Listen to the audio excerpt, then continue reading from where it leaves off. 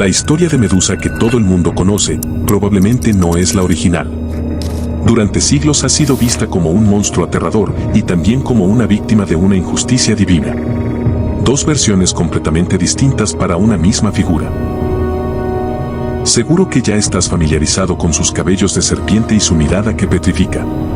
Es una de las imágenes más emblemáticas de la mitología.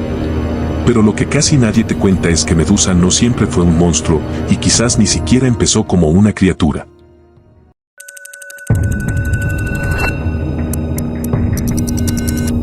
El poeta griego Hesíodo es el primero en mencionarlas propiamente en su famosa obra, La Teogonía, donde las relaciona con el inframundo al ser criaturas que habitan los confines de la tierra.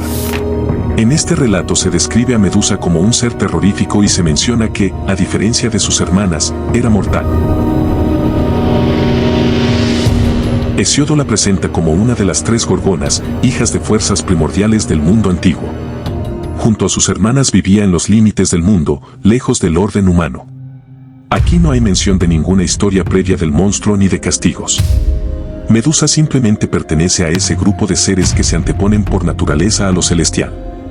La primera versión plantea que Medusa era hija de los dioses marinos, Forcis y Ceto. Junto a sus hermanas, Esteno y Euríale, formaban el trío de gorgonas, monstruos que aterrorizaban por su terrible aspecto y que eran capaces de petrificar a cualquiera con su mirada. Sin embargo, se cree que era Medusa la importante y sus hermanas solo nacieron a posterior como extensiones del mito. En muchas religiones antiguas aparece un patrón muy repetido: 3 diosas, 3 fases, 3 aspectos de una misma entidad. Por ejemplo, las moiras, las eriñas o las gracias. No eran una trinidad religiosa como en el cristianismo, pero sí como una figura que se multiplica en 3 para reforzar su significado. Como la mayoría habrá escuchado, Medusa fue asesinada por el héroe Perseo. Perseo no decide matar a Medusa por iniciativa propia. Todo empieza con un problema político. El rey Polidectes quiere deshacerse de él, así que le pide algo imposible, que le traiga la cabeza de Medusa. No como un favor, sino como una forma elegante de mandarlo a morir. Perseo no va directo a enfrentarse a ella. Primero tiene que encontrarla. Y para eso necesita información que no está al alcance de cualquiera. Termina buscando a las grayas, unas criaturas extrañas que comparten un solo ojo entre las 3. Perseo las engaña, les roba el ojo y las obliga a decirle dónde encontrar a las gorgonas. Sin embargo, Medusa no era un monstruo cualquiera, era en realidad uno de los más temidos, es por esto que Perseo recibe ayuda.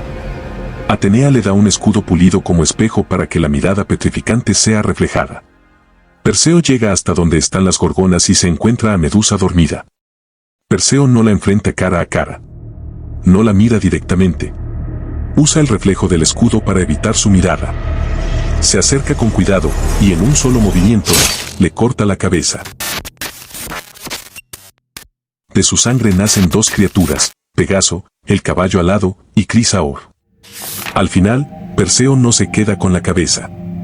Se la entrega a Atenea, quien la coloca en su escudo, la égida. Y ahí es donde la imagen de Medusa retorna de nuevo a su forma más primigenia, un símbolo protector.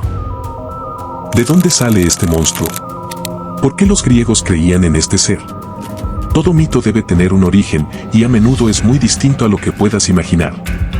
Pese a lo que algunos pensarían, la imagen de Medusa se remonta incluso a épocas anteriores a Grecia, en culturas del Mediterráneo de la Edad del Bronce, más de 1000 años antes de que los griegos escribieran sus mitos. Antes de ser un monstruo, Medusa pudo haber sido algo completamente distinto, una imagen ritualista, proveniente de una máscara. El escritor Robert Krebs y la clasicista Jane Ellen Harrison propusieron una idea provocadora: antes de que Medusa fuera un monstruo en los mitos griegos, pudo haber sido una imagen ritual. Figuras mitológicas como Medusa no nacen como historias completas, sino como restos de prácticas religiosas más antiguas que luego fueron reinterpretadas. Muchas culturas primitivas usaron máscaras rituales atemorizantes similares a monstruos para asustar y alejar energías malignas. Proponen la hipótesis de cómo esta máscara pasó de ser un elemento ritual al monstruo griego. Y se dice que ciertos elementos del mito de Medusa podrían reflejar un conflicto religioso entre pueblos invasores helenos y cultos locales más antiguos. En algunas regiones de Asia Menor existían cultos dedicados a una diosa lunar. En esos cultos, las sacerdotisas representaban a la propia divinidad y utilizaban máscaras rituales, a veces con rasgos de gorgona o incluso formas animales. Se cree que estas máscaras eran para ahuyentar el mal, lo que coincide con la posterior imagen griega de Medusa como símbolo protector. La hipótesis sugiere que, en el proceso de expansión de los pueblos helenos, estos cultos habrían sido desplazados o abolidos, y con ello también el uso de las máscaras rituales.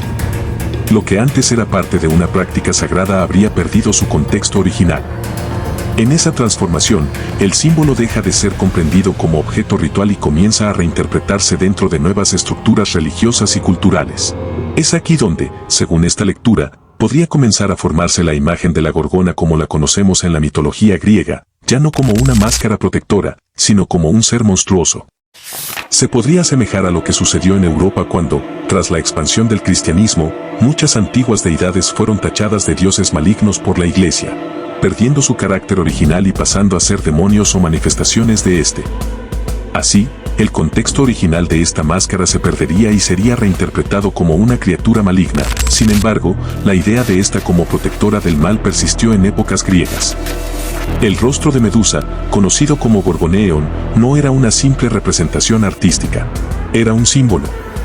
Los griegos lo colocaban en escudos, templos, puertas, armaduras y monedas.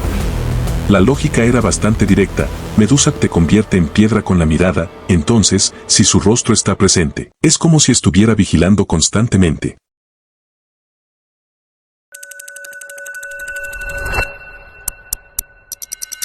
Siglos después, cuando Roma ya había conquistado Grecia y absorbido parte de su mitología, esa imagen cambia por completo en la literatura romana.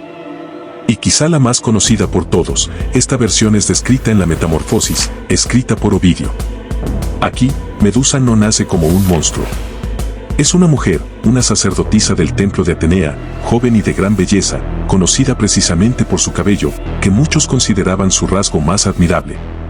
Sin embargo, todo cambia en su vida abruptamente cuando Poseidón, el dios del mar, abusa de ella dentro del templo.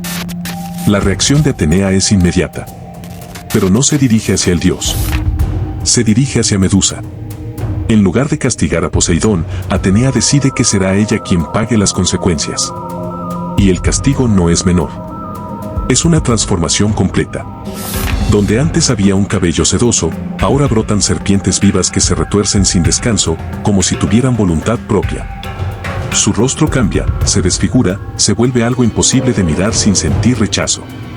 Y sus ojos se convierten en un arma. Medusa no solo cambia por fuera, su vida entera se rompe. Pasa de ser admirada a ser temida, de estar rodeada de otros a quedar completamente sola, habitando los confines del mundo.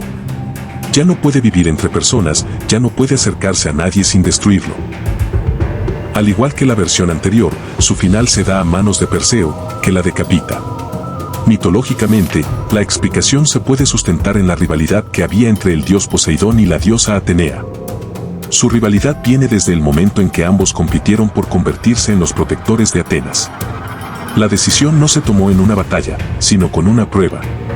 Los habitantes de la ciudad les pidieron a los dos dioses que ofrecieran un regalo y elegirían al más útil. Poseidón fue primero. Golpeó la tierra e hizo brotar una fuente. Pero el agua era salada, no servía para beber ni para cultivar.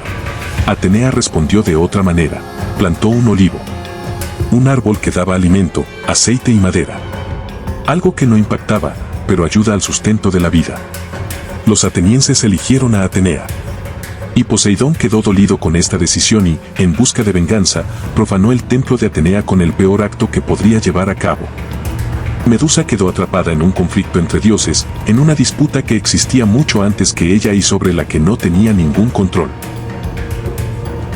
Una explicación más de carácter cultural puede estar en la forma en que una cultura entiende los mitos.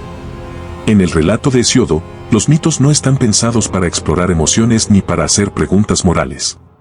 No intentan explicar por qué alguien sufre ni si lo que ocurre es justo o injusto. Funcionan de otra manera. Su relato es una forma de estructurar el mundo, de dar jerarquías y organizarlo en deidades mayores y menores. En ese contexto, Medusa no necesita pasado, ni explicación, ni justificación. No hay un antes porque no hace falta. Es un monstruo y eso basta para que cumpla su papel. Representa un límite, un peligro, algo que está fuera del orden humano. Pero con el paso del tiempo, esa forma de contar cambia. Siglos después, cuando llegamos a autores como Ovidio, el mito ya no se usa solo para explicar el mundo. Se convierte en una herramienta para contar historias más cercanas a lo humano. Aparecen preguntas que antes no estaban. Ya no basta con mostrar al monstruo. Ahora importa entenderlo. Ya no basta con que algo sea terrible, surge la necesidad de saber por qué. Y en ese punto, Medusa deja de ser simplemente una criatura que habita en los márgenes del mundo, a una historia sobre venganza, sobre dioses imperfectos, crueles y sobre la dualidad propia del ser humano.